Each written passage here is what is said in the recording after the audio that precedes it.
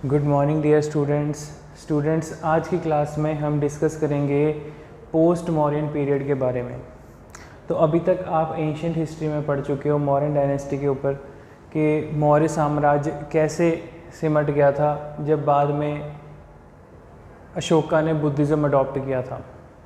So after that period now we discuss about post Mauryan periods. Students, post modern periods में हम discuss करेंगे कुछ foreign states के rulers जो इंडिया में एंटर किए थे। वो फॉरेन स्टेट के रूलर थे ग्रीक्स, और उनको किस नाम से जाना जाने लग गया इंडिया में? Indo Greeks. इंडो ग्रीक्स मतलब वो ग्रीक्स जो भारत में आके बसे, उनको इंडो ग्रीक्स कहा जाने लग गया। तो बेसिकली एंशियंट टाइम में जो लोग ग्रीस से आते थे, यूरोप से आते थे, ठीक है, आपको पता होगा आज की डेट में ग्रीस कंट्री है, यूरोपियन कंट्री है, तो उस रीजन के उस टाइम पे उस रीजन के जो लोग भारत में आके बसे उनको इंडो ग्रीक्स कहा जाने लग गया। तो उन्हीं में से एक बहुत फेमस इंडो ग्रीक्स थे, वो था राजा मिनेंडर। मिनेंडर का टाइम पीरियड कितना था? 165 से लेके 145 BC के बीच में, और इसी को कई जगह पे हमें उल्लेख मिलता है, इसको मिलिंदा भी कहा गया है, राजा मिलिंदा भी बोला गया है, और वैसे इसको किंग मिनेंडर भी कहते थे। इसकी कैपिटल कहाँ थी? शाकाला। शाकाला मीन्स सियालकोट। आज की डेट में स्टूडेंट्स जो पाकिस्तान में है एरिया, ठीक है, सियालकोट, वो इसकी कैपिटल हुआ करती थी। और सबसे इम्पॉर्टेंट पॉइंट स्टूडेंट्स, जब ये भारत आता है उस टाइम पर बहुत बड़ी बुद्धिस्ट काउंसिल हो रही होती है जिसके हेड थे नागसेना। तो ये भारत आता है, भारत आके देखता है इतने बड़े एक बुद्ध संघ, एक इतनी बड़ी आप कह सकते हो रैली हो रही है या फिर महासभा हो रही है, जिसमें बहुत सारे हज़ारों लाखों की तादाद में लोग आके बुद्धिज़्म को अडॉप्ट कर रहे हैं। तो ये आके राजा, इतना बड़ा राजा था, ठीक है, राजा मिनेंडर, ये आके नागसेना से डिस्कस करता है कि ऐसी क्या खासियत है बुद्धिज़्म में कि जो लोग बुद्ध धर्म को अपना रहे हैं, या बुद्ध धर्म में बाकी धर्मों से क्या अलग है, क्या अच्छा है इसमें, क्यों हमको अपनाना चाहिए। तो इसके बहुत सारे ऐसे क्वेश्चन थे नागसेना के लिए। तो नागसेना जो था, ठीक है, जो आप कह सकते हो बहुत बड़ा बौद्ध धर्म का उस टाइम पर जो बुद्ध धर्म को स्प्रेड कर रहा था, ठीक है, तो वो सारे उसके क्वेश्चंस के आंसर देता है। वो सारे राजा मिनेंडर के क्वेश्चंस के आंसर देता है नागसेना। इनकी क्वेश्चन आंसर की फॉर्म में एक बुक लिखी गई है। हमको हिस्ट्री में ये उल्लेख मिलता है, इतिहास में ये उल्लेख मिलता है कि इनकी आपस में जो कन्वर्सेशन हुई थी उसके ऊपर एक बुक मिलती है। उस बुक को लेके क्वेश्चन पूछा जाता है स्टूडेंट्स एग्जाम में कि बुक का नेम बताओ जो कन्वर्सेशन थी between Raja Menander and Nagasena के बीच में। तो स्टूडेंट्स उस बुक का नेम था मिलिंदोपन्हा।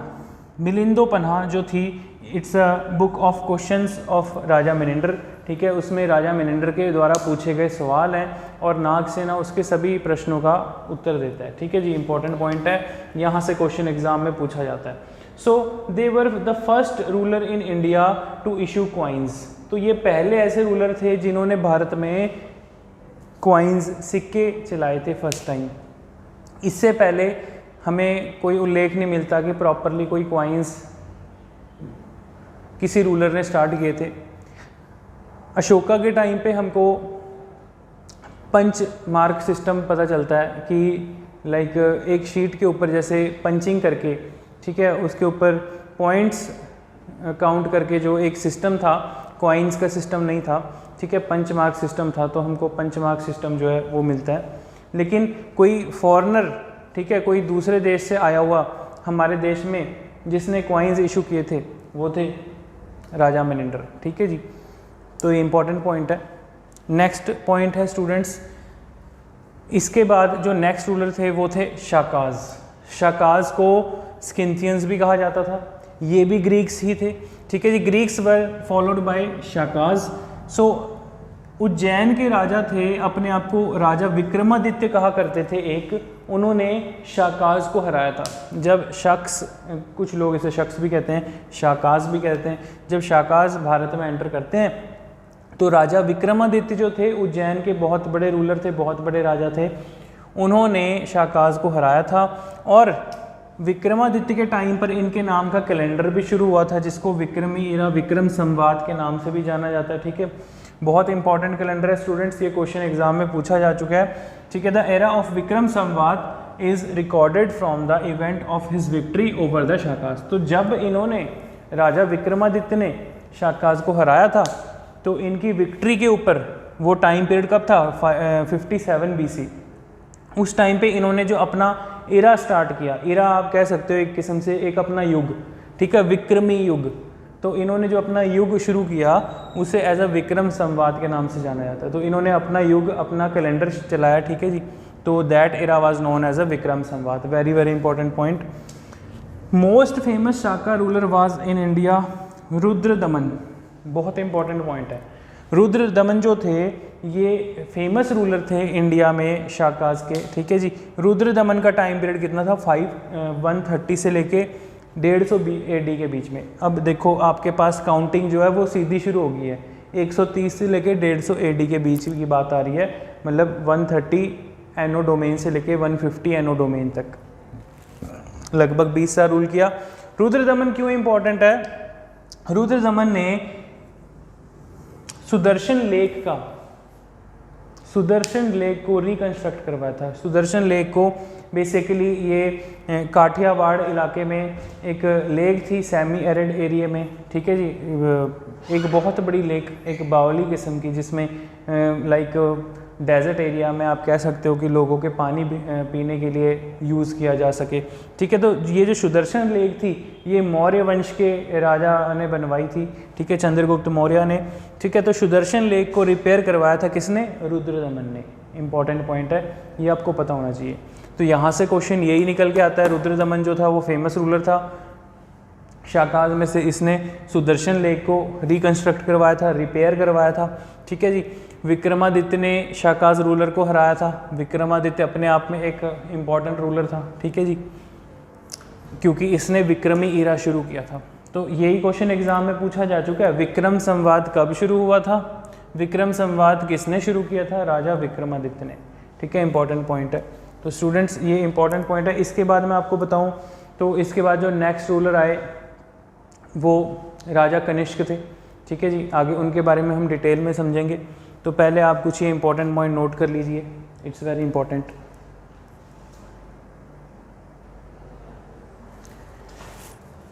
हाँ जी students, now come to the next point. So next the rulers Parthians. So जो पर्थियंस थे ये कहाँ से थे? बेसिकली ये ईरान से थे। Originally Parthians from Iran, then they move to India. और पर्थियंस का जो एक ही इम्पॉर्टेंट रूलर था वो उसका नाम था गोंडोफर्नीज। गोंडोफर्नीज के टाइम पे भारत में सेंट थॉमस नाम का एक क्रिश्चियन मिशनरी के लिए एक पादरी, एक प्रीस्ट भारत आता है, और वो उस टाइम के ऊपर आप कह सकते हो कि क्रिश्चियन मिशनरी इंडिया में करता है, ठीक है जी। नेक्स्ट है जी इंपॉर्टेंट कुशाना रूलर। ये बहुत इंपॉर्टेंट है स्टूडेंट्स, एग्जाम में क्वेश्चन यहाँ से बहुत बार पूछा गया है। कुशाना रिप्लेस पर्थियंस। कुशान ने, जो कुशान वंश के रूलर थे, उन्होंने पर्थियंस को हटाकर अपना रूल स्थापित करते हैं। और कुशाना रूलर में से भी जो सबसे इम्पोर्टेंट, सबसे फेमस रूलर था वो था राजा कनिष्क। जो राजा कनिष्क था इसको एज अ सेकेंड अशोका भी कहा जाता है कुछ हिस्टोरियंस के द्वारा। ऐसा क्यों? ऐसा माना जाता है कि जो राजा कनिष्क था उसका जो एम्पायर था इंडिया, अफ़गानिस्तान और आप ये कह सकते हो सेंट्रल एशिया तक, सारा का सारा राजा कनिष्क का रूल फैला हुआ था रशिया तक, ठीक है जी। तो आप ये समझ सकते हो कि उस समय पे एशिया कॉन्टिनेंट के ऊपर अगर किसी पर्सन ने रूल किया था वो राजा कनिष्क था। तो राजा कनिष्क जो था इतना बड़ा एम्पायर स्टार्टिंग में अपना फैला देता है, और बाद में राजा कनिष्क ने भी बुद्ध धर्म अडॉप्ट कर लिया था, बुद्धिज़्म अडॉप्ट किया था, ठीक है जी। तो कई बार ये क्वेश्चन पूछ लिया जाता है कि राजा कनिष्क की कैपिटल कौन सी थी? पुरुषपुर एंड मथुरा। दो कैपिटल्स थी इसकी, पुरुषपुर एंड मथुरा। मथुरा आपको पता है उत्तर प्रदेश यूपी में है, पुरुषपुर जो है ये पाकिस्तान वाले रीजन में इसकी कैपिटल थी। नेक्स्ट इंपॉर्टेंट पॉइंट है जो हर बार एग्जाम में क्वेश्चन पूछा गया है राजा कनिष्क को लेके कि साका इरा किसने शुरू किया था इन 78 AD। तो स्टूडेंट्स आपको पता होना चाहिए कि साका इरा जो है वो राजा कनिष्क ने शुरू किया था। ठीक है जी, जैसे आपने अभी पढ़ा था कि जो विक्रमी इरा है, विक्रम संवाद, वो किसने शुरू किया था? राजा विक्रमादित्य ने। ऐसे ही साका इरा शुरू किया था राजा कनिष्क ने। बहुत इंपॉर्टेंट पॉइंट है। नेक्स्ट देखते हैं स्टूडेंट्स, ये तो अभी तक हमने डिस्कस किए कुछ फॉरेन रूलर्स जो इंडिया में आए और इंडिया में इन्वेजन करके आए और इंडिया में उन्होंने अपना रूल स्थापित किया और फिर बाद में मोस्ट ऑफ देम जो थे रूलर्स उन्होंने बुद्धिज़्म अडॉप्ट किया था। अब देखते हैं कुछ नेटिव स्टेट के रूलर्स, बहुत इंपॉर्टेंट है। पुष्यमित्र शुंगा, शुंगा डायनेस्टी जिसने शुरू की थी जी, जिसकी डायनेस्टी थी शुंगा डायनेस्टी, राजा था पुष्यमित्र शुंगा। अब ये पुष्यमित्र शुंगा वही शुंगा डायनेस्टी का रूलर है जिसने कि मौर्य अंपायर के, मौर्य वंश के लास्ट मौर्यन किंग बृहद्रथ की हत्या कर दी थी। बृहद्रथ को मार दिया था, उसका असैसिनेशन कर दिया था और ये उसका मिलिट्री कमांडर भी था, मिलिट्री जनरल था। ठीक है, जो सेनापति है वो अपने ही राजा को मार के खुद अपने आप को सेल्फ डिक्लेयर रूलर बन जाता है। कहता है जी अब से मैं अपनी डायनेस्टी शुरू करूंगा, शुंगा डायनेस्टी। तो जो मौर्य डायनेस्टी के रूलर थे, कुछ उल्लेख ऐसे मिलते हैं कि मौर्य जो थे उस मतलब कि लोअर कास्ट में आ जाते हैं बाय अकॉर्डिंग टू वर्ण सिस्टम, और जो शुंगास थे ये फ्रॉम ब्राह्मणिकल क्लैन से थे, ये अपर क्लैन से थे। तो जो पुष्यमित्र शुंगा था बहुत इंपॉर्टेंट रूलर है स्टूडेंट्स। क्यों इंपॉर्टेंट है? क्योंकि ये अपने टाइम पे अश्वमेध यज्ञ करवा रहा है। अश्वमेध यज्ञ होता था पुराने ज़माने में, जैसे राजा ने एक हवन करवाया, वहाँ से अपने हॉर्सेस, अपने घोड़े छोड़ दिए। जहाँ तक घोड़े भागते रहेंगे, जब तक घोड़े भागते रहेंगे, वो सारा का सारा इस राजा के अंडर आ जाएगा। अगर कोई भी पर्सन इस राजा की सुप्रीमेसी मानने से इनकार कर देता है, मना कर देता है या इसके घोड़ों को रोकने की कोशिश करेगा, उस पर्सन के साथ ये राजा वॉर लड़ेगा, फाइट होएगी। ठीक है जी, तो इसके टाइम पे बहुत इंपॉर्टेंट पॉइंट है, अश्वमेध यज्ञ हुआ था। और पुष्यमित्र शुंगा क्यों इंपॉर्टेंट है? इसके टाइम पे बैक्टीरियन किंग डिमेट्रस ने हमला किया इंडिया के ऊपर और इसने इस बैक्टीरियन किंग को हरा दिया था। ठीक है जी, बहुत इंपॉर्टेंट पॉइंट है। मतलब कि उस टाइम पे ग्रीक्स जो आ रहे थे, हमलावर आ रहे थे, तो उस हमलावर को भी इसने रेजिस्ट किया था, रोका था और हरा दिया था। ठीक है, नेक्स्ट इसके टाइम पे बहुत इंपॉर्टेंट पॉइंट है स्टूडेंट्स, चीफ प्रीस्ट कौन थे? पतंजलि। ठीक है, पतंजलि के अंडर ही ये अश्वमेध यज्ञ करवाया गया था। जो पतंजलि आज के टाइम पे आपको पता होगा पतंजलि कंपनी है, ठीक है, बाबा रामदेव की। तो ये जो कंपनी ओपन की गई है बेसिकली यही योग गुरु थे बहुत बड़े पतंजलि, ठीक है, इन्हीं के नाम से है। तो पतंजलि जो थे वो किसके टाइम पर थे? कंटेम्प्रेरी किसके थे? एग्जाम में क्वेश्चन पूछा जा सकता है, जो पतंजलि थे एंशिएंट हिस्ट्री में वो किसके कंटेम्प्रेरी थे? आंसर क्या होगा? पुष्यमित्र शुंगा के। ठीक है जी, मतलब कि किसके समय पे, किसके काल के दौरान थे पतंजलि? पुष्यमित्र शुंगा के। तो उसके चीफ प्रीस्ट थे। ठीक है जी, बहुत बड़े priest Patanjali. Next Shunga king एक था जी Agnimitra. Very very important point students, Agnimitra was a hero of Kalidas book Malavika Agnimitra. Malavika Agnimitra एक बहुत बड़ा प्ले है, बहुत बड़ा नाटक है जो कालिदास ने लिखा है। ठीक है, तो कालिदास की इस बुक में, इस नाटक में जो हीरो है वो शुंगा डायनेस्टी का राजा था अग्निमित्रा। अग्निमित्र शुंगा इसका पूरा नाम था। ठीक है जी, अग्निमित्रा के नाम से ही मालविका अग्निमित्रा इसकी एक बायोग्राफी लिखी गई है। किसके द्वारा? ठीक है, कालिदास के द्वारा। एक रोल प्ले लिखा गया बेसिकली, एक आप कह सकते हो कहानी टाइप की। ठीक है, तो इंपॉर्टेंट पॉइंट है, क्वेश्चन एग्जाम में यही पूछा जाएगा students, as it is question आएगा। मैं बार बार बता रहा हूँ, सारे आपको इंपॉर्टेंट पॉइंट नोट करवा रहा हूँ। मालविका अग्निमित्रा बुक किसने लिखी है? Answer is Kalidas. मालविका अग्निमित्रा किसके ऊपर लिखी गई है? अग्निमित्रा शुंगा के ऊपर। ठीक है जी, ये बहुत इंपॉर्टेंट पॉइंट है। देन शुंगा डायनेस्टी के टाइम पे ही famous Hindu law book Manusmriti लिखी गई थी। स्टूडेंट्स, मनुस्मृति जो है इसमें बहुत इम्पॉर्टेंट हिंदू रिचुअल्स, आप ये कह सकते हो कि किस पर्सन को क्या अगर कोई जुर्म करे तो उसको क्या सज़ा मिलनी चाहिए, ठीक है, कोडिफाइड बुक है, ठीक है, इसमें सारे law of code of conduct सब कुछ लिखे गए हैं, ठीक है। नेक्स्ट इम्पॉर्टेंट डायनेस्टी थी जी सतवाहना डायनेस्टी। अब स्टूडेंट्स जैसे कि आप डिस्कस कर रहे हो, ये चीज़ समझ रहे हो कि नेटिव स्टेट रूलर हम पढ़ रहे हैं, जैसे शुंगा डायनेस्टी नॉर्थ इंडिया में बहुत फेमस थी, ठीक है, entirely complete north India and central India जो था वो शुंगा डायनेस्टी रूल कर रहे थे। ऐसे ही जो सतवाहना डायनेस्टी थी, सतवाहना डायनेस्टी के रूलर कौन थे, सतवाहना डायनेस्टी कहाँ पर थी, ये मैं आपको बताता हूँ स्टूडेंट्स। फॉर एग्जांपल ये जो सतवाहना डायनेस्टी थी ये गुजरात, आज की डेट में जो गुजरात और महाराष्ट्र वाला रीजन है, ये सारा का सारा रीजन सतवाहना डायनेस्टी का हुआ करता था। और सतवाहना डायनेस्टी अपने आप में क्यों इम्पोर्टेंट है, इसके बारे में हम क्यों पढ़ रहे हैं, ये अभी मैं आपको बताता हूँ। सतवाहना डायनेस्टी के फाउंडर कौन थे, सीमुका, ठीक है, सीमुका कुछ भी कह सकते हो, ठीक है, फाउंडर थे सीमुख, ठीक है जी, सतवाहना डायनेस्टी के फाउंडर थे सीमुख। लेकिन जो इम्पोर्टेंट किंग था वो था Gautamiputra Satakarni. Gautamiputra Satakarni was a greatest ruler of Satavahana dynasty.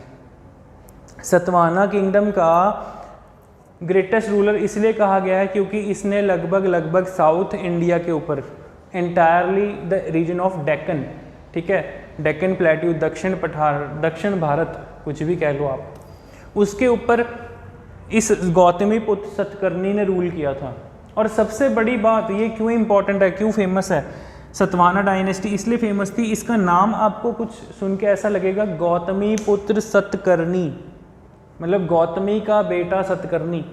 तो आप एक चीज़ समझ रहे हो, यहाँ पर राजा के नाम के आगे उसकी मदर का नेम जुड़ा हुआ है, तो इसका मतलब ये है उस टाइम पे एंशिएंट इंडिया में मैट्रिकल सोसाइटी, ठीक है, मतलब कि पैट्रियार्टिकल सोसाइटी नहीं थी। उस टाइम पे राजा के नाम के आगे उसकी माँ का नाम लग रहा है, उसके पिता का नाम नहीं लग रहा, मतलब कि फीमेल की सोसाइटी में आप कह सकते हो एक अच्छी इमेज थी, फीमेल को सोसाइटी में एक अच्छा दर्जा मिला हुआ था। तो स्टूडेंट्स बहुत इंपॉर्टेंट पॉइंट है, गौतमीपुत्र सतकर्णी जो था ये ग्रेटेस्ट रूलर था। और ग्रेटेस्ट क्यों था, क्योंकि इसने डेक्कन के एरिया के ऊपर पूरा रूल किया था, और इसका नाम ही अपने आप में सबसे ज़्यादा इंपॉर्टेंट है, गौतमीपुत्र सतकर्णी, ठीक है, सतकर्णी का बेटा गौतमी। तो इस तरीके से स्टूडेंट्स हमने ये इम्पॉर्टेंट छोटे छोटे रूलर्स के बारे में पढ़ा, ठीक है, जो अपने अपने इंडिपेंडेंट स्टेट्स पे रूल कर रहे थे। अब हम डिटेल में पढ़ेंगे गुप्ताज डायनेस्टी के बारे में, गुप्ता एम्पायर के बारे में। बहुत बार स्टूडेंट्स कई बार कंफ्यूज हो जाते हैं कि चंद्रगुप्त मौर्य और गुप्ता डायनेस्टी का चंद्रगुप्त फर्स्ट एंड सेकंड, इनको मिक्स कर देते हैं, कंफ्यूज हो जाते हैं, मिक्स मैच नहीं करना। अभी मैं आपको डिफरेंस भी समझाऊंगा क्या था, ठीक है जी, इन दोनों में। और डायनेस्टीज़ में डिफरेंस लगभग 600-650 साल का था, ठीक है। तो गुप्ता डायनेस्टी एक अलग डायनेस्टी थी, ठीक है, और मौर्यन डायनेस्टी एक अलग डायनेस्टी थी, ठीक है, इसमें मिक्स नहीं होना। इसमें बच्चे सिर्फ एक पॉइंट पे आके मिक्स कर देते हैं चंद्रगुप्त के नाम पर, चंद्रगुप्त मौर्य और चंद्रगुप्त फर्स्ट एंड सेकंड को लेके बच्चे कंफ्यूज रहते हैं। तो स्टूडेंट्स इस चीज़ को लेके कंफ्यूज नहीं होना। तो पहले आप ये कुछ इंपॉर्टेंट पॉइंट्स हैं ये देखिए, टेक योर टाइम।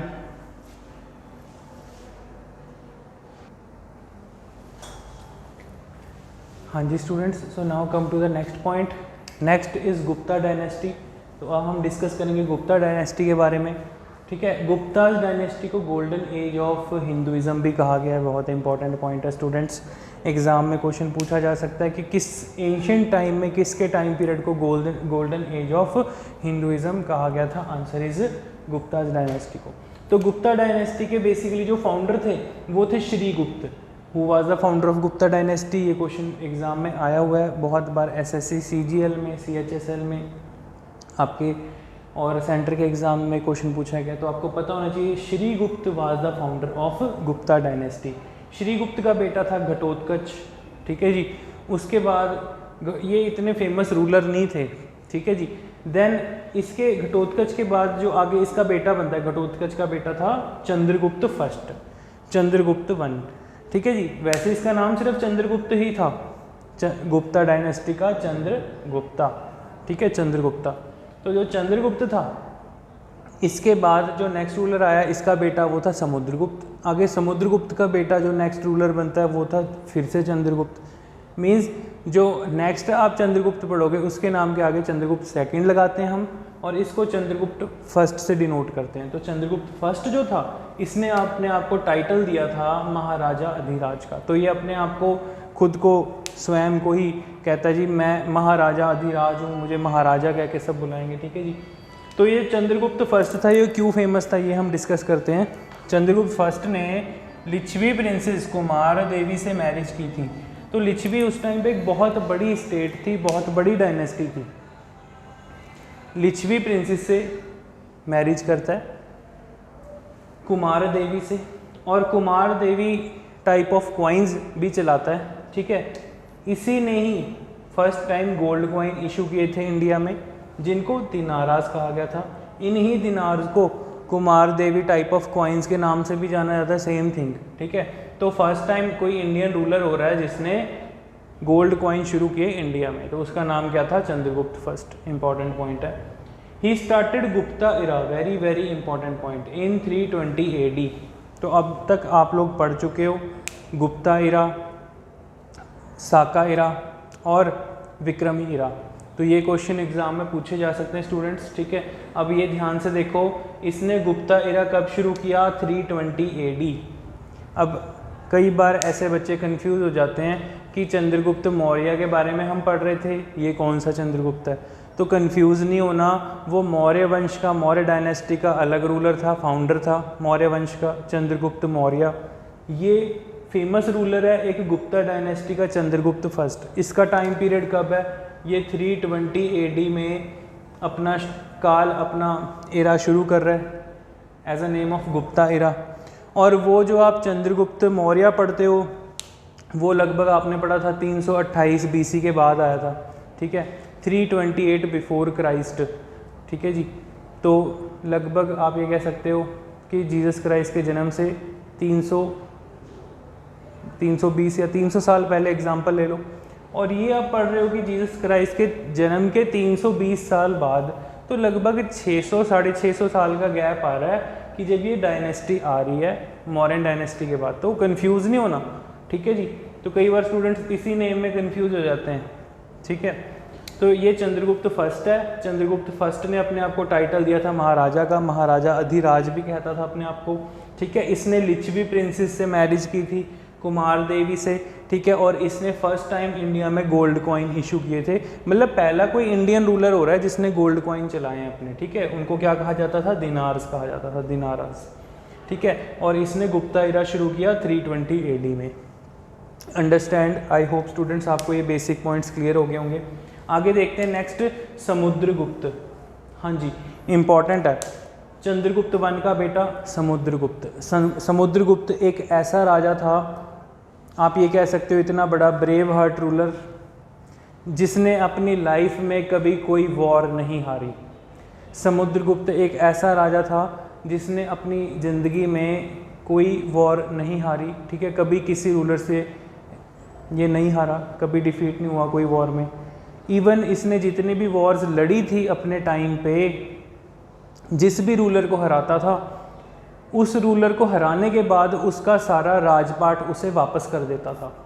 जस्ट ये किसी को हराता है तो जस्ट ये दिखाने के लिए, अपनी सुपरमेसी दिखाने के लिए, ये दिखाने के लिए कि मैं सबसे सुपीरियर हूँ, आप सब मेरे से इन्फीरियर हो, लो हो, नीचे हो, ठीक है। तो आप सबको मेरी सुपरमेसी माननी पड़ेगी, मुझे एज अ सुपीरियर किंग मानना पड़ेगा। तो ये बहुत सुपीरियर रूलर था समुद्रगुप्त, ठीक है जी। इसका टाइम पीरियड कब से कब है, 335 से लेकर 380 के बीच में। Samudragupta was a greatest conqueror, बहुत बड़ा आप कह सकते हो योद्धा, ठीक है, बहुत बड़ा एक बैटलमैन पर्सन, ठीक है। और प्रयाग प्रशस्ति, पिलर ऑफ इलाहाबाद, प्रयाग प्रशस्ति प्रयागराज में, इलाहाबाद में, ठीक है जी। इलाहाबाद में आपको पता है स्टूडेंट्स, अब इलाहाबाद का नेम चेंज होकर भी क्या पड़ गया, प्रयागराज पड़ चुका है। तो एंशंट नेम है प्रयागराज, ठीक है। इलाहाबाद जो नाम था वो रखा था अकबर ने अपने टाइम पे, अकबर के टाइम पे चेंज हुआ था नेम, ठीक है। फिर से गवर्नमेंट ने उसका नेम चेंज करके, इलाहाबाद का नेम चेंज करके प्रयागराज रख दिया है। तो प्रयाग प्रशिष्टि क्या चीज़ है? Prayag Prashasti basically pillar of Allahabad के नाम से भी फेमस है। ये इलाहाबाद में इसने एक पिलर इंस्क्रिप्शन करवाया था, मतलब कि एक लोहे के स्तंभ पे लिखवाया था, सब कुछ गुदवाया था आयरन पिलर के ऊपर कि मैंने कहाँ कहाँ वॉर्स लड़ी हैं, ठीक है, कौन कौन सी वॉर्स जीती हैं, सब कुछ संस्कृत में इसने लिखवा रखा है। आज भी वो पिलर मौजूद है, ठीक है। और उन्हीं एविडेंस से हमें पता चलता है कि उस टाइम पे जो है इस राजा का जो है रूल इंडिया में रहा होगा, ठीक है। तो प्रयाग प्रशिष्टि से हमें कुछ एविडेंस मिलते हैं। इसका फेमस कोर्ट पोएट था हरिसेना। हरिसेना कौन था जी? समुद्रगुप्त का बहुत फेमस कोर्ट पोएट था। और हरिसेना ने ही प्रयाग प्रशिष्टि पिलर के ऊपर जो है लिखवाने में, कार्य करवाने में कंप्लीट जो है अपना योगदान दिया था, ठीक है, बनवाने में, ठीक है। तो Harisena was a court poet of Samudragupta. और समुद्रगुप्त को एक फॉरेन राइटर हुआ है V.A. स्मिथ, ठीक है जी, V.A. स्मिथ। तो V.A. स्मिथ ने इसको Napoleon, students, Napoleon of India कहा है। V.A. स्मिथ कौन हुआ है? एक फॉरेन का हिस्टोरियन हुआ है, फॉरेन का इतिहासकार हुआ है। उसने समुद्रगुप्त को कंपेयर किया है किससे? नेपोलियन से। तो आपको पता होना चाहिए नेपोलियन कौन था। नेपोलियन फ्रांस का एक डिक्टेटर था, ठीक है जी। वो फ्रांस की, जब मैं आपको थोड़ा सा स्टोरी समझाता हूँ नेपोलियन की। नेपोलियन कैसे राजा बनता है? जब फ्रांस में बर्बन डायनेस्टी का रूल ख़त्म हो जाता है तो उसके बाद नेपोलियन बेसिकली फ्रांस की बर्बन डायनेस्टी में जनरल था, मिलिट्री जनरल था। तो वो जब वापस आता है एक लड़ाई से, तो वो देखता है यहाँ पर बर्बन डायनेस्टी ख़त्म हो चुकी है, तो वो अपना रूल स्टार्ट करता है, ठीक है। तो फ्रांस में नेपोलियन एक एज अ डिक्टेटर, ठीक है, कुछ समय के लिए रूल करता है। नेपोलियन ने अपने लाइफ में टोटल 100 वॉर्स लड़ी थी स्टूडेंट्स। नेपोलियन ने अपने लाइफ में 100 वॉर्स लड़ी थी और वो अपनी लाइफ की पहली 99 वॉर्स जीता था। अपनी ज़िंदगी की आखिरी वॉर, आखिरी जंग हार जाता है, battle of Waterloo against England, against Britain, वो वॉर हार जाता है, ठीक है जी। तो इस तरीके से नेपोलियन एक अपने आप में बहुत बड़ा ग्रेटेस्ट रूलर वो भी था। बट समुद्रगुप्त वॉर ने अपनी लाइफ में 150 से भी ज़्यादा वॉर्स लड़ी थी और ये एक सिंगल वॉर नहीं हारा था, ठीक है जी। तो ये एक फॉरेन हिस्टोरियन का अपना लॉजिक है, उसने कंपेयर किया है समुद्रगुप्त को नेपोलियन से और समुद्रगुप्त को नेपोलियन ऑफ इंडिया कहा है, ठीक है जी। तो डिफरेंट हिस्टोरियंस जो है कंपेयर करते रहते हैं, अदरवाइज कंपैरिजन नहीं बनता, ठीक है। बट हिस्टोरिक इवेंट है, कंपेयर कर दिया, एग्जाम में क्वेश्चन पूछा जा सकता है। अब आपको याद रहेगा कि नेपोलियन ऑफ इंडिया किसे कहा गया है? समुद्रगुप्त को। नेपोलियन ऑफ इंडिया का टाइटल समुद्रगुप्त को किसने दिया है? V.A. स्मिथ ने, ठीक है जी। तो वेरी इंपॉर्टेंट पॉइंट। तो स्टूडेंट्स, इस समुद्रगुप्त ने कुछ ऐसे काम भी किए थे। अगर मैं आपको बताऊं, ये एक बहुत बढ़िया वीणा प्लेयर था, ठीक है, बहुत अच्छी वीणा बजाता था। तो इसने अपने आप को अपने टाइप के इसने कॉइन्स शुरू किए जब इसका टाइम पीरियड था, अपने टाइप के कॉइन्स चलवाए जिसमें कि इसने खुद को as a veena player show किया हुआ है। किसी में इसने अपने आप को वीणा प्लेयर दिखाया, किसी में फ्लूट बजाते हुए दिखाया। तो मतलब कि इससे ये पता चलता है कि म्यूज़िक का बहुत बड़ा शौक़ था, ठीक है जी। और सबसे बड़ी बात कि जो गुप्ता डायनेस्टी के रूलर थे, they believe in idol worship.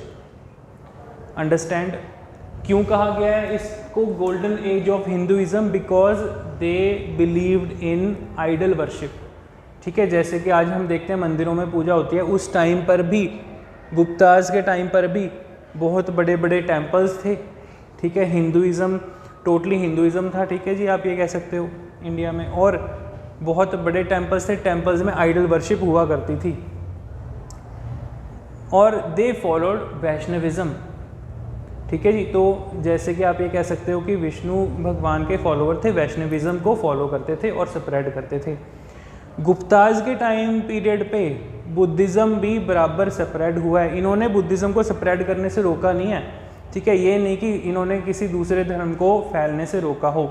It means इनकी सोच कैसी थी? सेक्युलर थी, अंडरस्टैंड स्टूडेंट्स, आई होप आपको ये पॉइंट समझ में आ गया होगा। तो मतलब कि ये खुद तो वैष्णविज्म में बिलीव करते थे, आइडल वर्शिप करते थे, लेकिन इन्होंने अदर रिलीजन्स को फैलने से कभी नहीं रोका, ठीक है। तो दूसरे रिलीजन्स को भी बराबर ही अगर वो स्प्रेड हो रहे हैं अपने लेवल पे तो उनको होने दिया। इसका ये पॉइंट पता चलता है कि इनकी सोच जो थी वो ऑर्थोडॉक्स नहीं थी, एक सेक्युलर आउटलुक, एक सेक्युलर सोच थी, ठीक है। तो ये इंपॉर्टेंट पॉइंट है, ये आपको पता होना चाहिए। तो स्टूडेंट्स, ये कुछ इंपॉर्टेंट पॉइंट हमने डिस्कस किए, आई होप आपको समझ में आ गया होगा, ठीक है। अब हम डिस्कस करते हैं चंद्रगुप्त टू के बारे में, ठीक है। तो उससे पहले आप ये कुछ इंपॉर्टेंट पॉइंट नोट कर लो, टेक योर टाइम।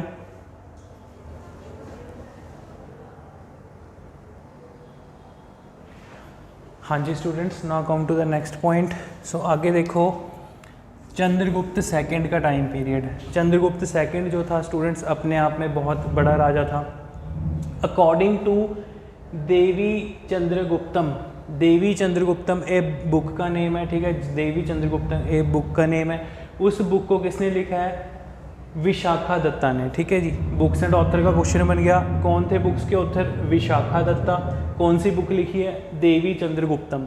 तो अकॉर्डिंग टू देवी चंद्रगुप्तम, इस बुक में ये हमें पता चलता है कि जो चंद्रगुप्त टू था, Chandragupta second was a very great, very brave ruler. Basically Samudragupta के बाद, after Samudragupta succeeded by Ramagupta. Samudragupta के बाद नेक्स्ट रूलर कौन बनता है? रामागुप्ता बनता है। But Ramagupta was a coward. Basically Ramagupta की जो वाइफ थी, रामागुप्ता के टाइम के ऊपर शाकाज ने अटैक किया और रामागुप्ता इस वॉर में हार जाता है, ही वॉज डिफीटेड, और वो अपनी वाइफ को शाकाज को सौंप देता है। जब ये बात का चंद्रगुप्त को पता चलता है, चंद्रगुप्त सेकंड जो था ये रामागुप्ता का आप कह सकते हो यंगर ब्रदर होता है। तो जब चंद्रगुप्त को पता चलता है कि रामागुप्ता ने ऐसा किया है, तो वो शाकाज को हराता जाके, शाकाज के रूलर को और रामागुप्ता को, इनको मार देता है, ठीक है। और खुद देवी चंद्रगुप्तम जो है खुद उसकी वाइफ से बाद में मैरिज कर लेता है, ठीक है। तो इस सब का उल्लेख हमें मेहरौली पिलर में मिलता है। मेहरौली दिल्ली में है स्टूडेंट्स, वहाँ पर इसने आयरन पिलर बनवाया था। तो मेहरौली आयरन पिलर इंस्क्रिप्शन में हमें पता चलता है कि जो चंद्रगुप्त सेकंड था, he claim his authority over the entire north west region of India. कहते जी लगभग पूरे नॉर्दर्न इंडिया पे और जो वेस्टर्न इंडिया हो गया, वेस्ट पार्ट हो गया इंडिया का, ठीक है जी, आप कह सकते हो गुजरात सौराष्ट्र वाला एरिया, और कुछ पोर्शन आप ये कह सकते हो कि ईस्टर्न पार्ट जो था बिहार बंगाल वाला, वो वाला एरिया हो गया। तकरीबन साउथ इंडिया को छोड़ के पूरे भारत पे चंद्रगुप्त टू का रूल था, ठीक है जी। सो ही इशूड सिल्वर कॉइन। तो पहला ऐसा रूलर था जिसने इंडिया में सिल्वर कॉइन शुरू किए, Chandragupta second. Silver coin start करता है, ठीक है। Adopted the title Vikramaditya, important point है, इसने राजा विक्रमादित्य का टाइटल भी अडॉप्ट किया था, ठीक है।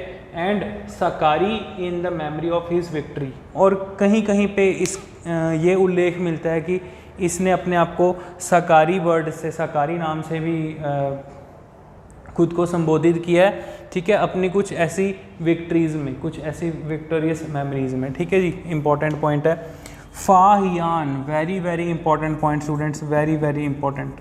ये क्वेश्चन लगभग 150 बार एग्जाम्स में रिपीट हो चुका है कि क्वेश्चन एज इट इज़ पूछा जाता है, फाहियान कौन था? फाहियान किसके कोर्ट में आया था? फाहियान किसके टाइम पीरियड पे इंडिया आया था? फाहियान एक चाइनीज़ पिलग्रिम था। फाहियान एक चाइनीज़ ट्रैवलर था जो भारत आता है किसके टाइम पे? चंद्रगुप्त टू के टाइम पे। फाहियान ने स्टूडेंट्स इंडिया आके बुद्धिज़्म की स्टडी की थी, ठीक है जी, इंपॉर्टेंट पॉइंट है। सो फाहियान एक चाइनीज़ पिलग्रिम था। पिलग्रिम होता है जैसे तीर्थयात्री हम कहते हैं, ठीक है, तीर्थयात्री था। तो इंडिया में तीर्थ किस चीज़ की तीर्थ यात्रा के लिए आया था? बुद्ध धर्म के लिए, बुद्ध धर्म की तलाश के लिए, बुद्ध धर्म को स्टडी करने के लिए भारत आता है, ठीक है जी। तो भारत आता है किसके टाइम पे? चंद्रगुप्त टू के टाइम पे। इंपॉर्टेंट पॉइंट है बहुत, ठीक है। नेक्स्ट है स्टूडेंट्स आगे कुमारगुप्ता, ठीक है। तो चंद्रगुप्त 2 का बेटा आगे था कुमारगुप्त। कुमारगुप्त नेक्स्ट रूलर बनता है। कुमारगुप्त बहुत इंपॉर्टेंट नहीं है, लेकिन इसका एक ही क्वेश्चन इंपॉर्टेंट है, पेपर में पूछा जाता है कि नालंदा यूनिवर्सिटी किसके टाइम पे बनाई गई थी। तो Nalanda university was constructed by Kumaragupta. तो नालंदा यूनिवर्सिटी जो बनाई गई थी, it was a main centre of research for Buddhism. Buddha धर्म के रिसर्च के लिए वहाँ पर बुद्धिज़्म की स्टडी होती थी। ठीक है, आप ये कह सकते हो कि जो बौद्ध मॉन्क्स थे, बौद्ध भिक्षु कह सकते हो, बुद्ध मॉन्क्स कह सकते हो, वो नालंदा यूनिवर्सिटी में ही रहा करते थे। और उस टाइम पे नालंदा यूनिवर्सिटी एक आप ये कह सकते हो सेंटर फॉर अट्रैक्शन था, लाइक एजुकेशन के लिए, एजुकेशन पर्पस से। बहुत इंपॉर्टेंट पॉइंट है। रामगुप्त जो कुमारगुप्ता है students, Kumaragupta worshipper of lord Kartikeya. तो ये भगवान कार्तिकेय की पूजा करते थे। ठीक है जी, कुमारगुप्त जो थे, जो भगवान कार्तिकेय हैं, वो गणेश भगवान की ब्रदर हैं, आपको पता होना चाहिए, बेसिक पॉइंट है। ठीक है, नेक्स्ट आगे है जी सकंदगुप्त। ठीक है, कुमारगुप्त के बाद नेक्स्ट रूलर बनता है Skandagupta. Skandagupta repulses the furious Huns attack twice. Bharat के ऊपर हुन्स ने हमला किया था। तो हुन्स क्या है, ये एक बारबरस ट्राइब के लोग थे। ठीक है, ऐसे खतरनाक ट्राइब्स के लोग थे जो आते थे, हमला करके लूट के चले जाते थे। ठीक है, मार काट करके जाते थे। तो हुन्स के अटैक को सकंदगुप्त ने 2 बार रोका, रेजिस्ट किया, और इस हीरोइक फीट के लिए इसको जो है, इसने अपने आप को विक्रमादित्य का टाइटल भी दिया। तो इसको भी विक्रमादित्य का टाइटल दिया गया था। तो स्टूडेंट्स, हिस्ट्री में बेसिकली टोटल 32 विक्रमादित्य हुए हैं। ठीक है, तो विक्रमादित्य कोई पर्टिकुलर एक राजा का नाम नहीं था, वो एक टाइटल था जो एज्यूम कर लेते थे। जैसे हम कहते हैं राजा है, महाराजा है। ठीक है, वैसे ही विक्रमादित्य भी टाइटल। ठीक है, विक्रमादित्य इस अपनी ब्रेवरी कॉज के लिए इसको जो है विक्रमादित्य से संबोधित किया जाता है, बुलाया जाता है। ठीक है, इसके बारे में हमें कहाँ पता चलता है, दिस वाज मेंशन इन भिराती पिलर इंस्क्रिप्शन। तो जो भिराती पिलर इंस्क्रिप्शन मीन्स भिराती में जो पिलर्स पे जो लिखवाया गया था, ठीक है, तो उसमें सकंदगुप्त को जो है विक्रमादित्य का टाइटल दिया गया था। ये कहा गया था कि इसने बार बार हुन्स के हमले को रोका, रेजिस्ट किया। ठीक है, जिसके कारण कि हुन्स बार बार नाकाम हुए भारत पे हमला करने के लिए। कई सारे कारण थे, क्योंकि गुप्ताज एम्पायर एक बहुत बड़ा एम्पायर था, बहुत बड़ी डायनेस्टी थी, बहुत लार्जेस्ट आर्मी थी इनके पास। ठीक है, एक आप ये कह सकते हो कि एक प्रॉपर स्टैंडिंग आर्मी भी रही होगी इनके पास। ठीक है, कि बार बार ये हुन्स के अटैक को रेजिस्ट कर रहा है। फिर ऐसा माना जाता है कि सकंदगुप्त के बाद जो है डिक्लाइन होना शुरू हो गया था गुप्ताज डायनेस्टी का। धीरे धीरे जो डिक्लाइन हुआ वो इसीलिए हुआ कि हुन्स बार बार अटैक कर रहे थे। ठीक है, हुन्स के अटैक्स से जो है एम्पायर वीक होता गया, और कुछ और फ्यूडल एम्पायर्स शुरू हो गए, छोटे जो इंडिया में, और ऐसे रूलर्स आ गए।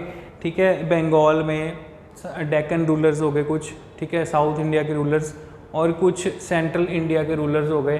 ठीक है, तो उन्होंने अपने आप को इंडिपेंडेंट स्टेट डिक्लेयर कर दिया।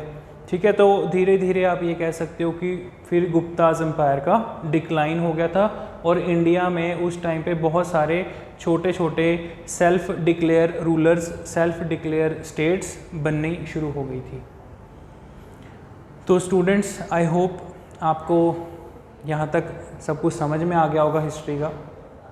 तो आप इस वीडियो को बार बार देखिए। ठीक है, इन पॉइंट्स को रिवाइज़ कीजिए। जो भी आपको डाउट लग रहा है, ठीक है, आप बार बार वीडियो को रिवाइंड करके देख सकते हैं। ठीक है, अपने डाउट्स क्लियर कर सकते हैं।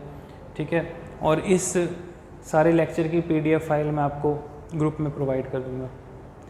सो students, now we wind up our lecture. Thank you.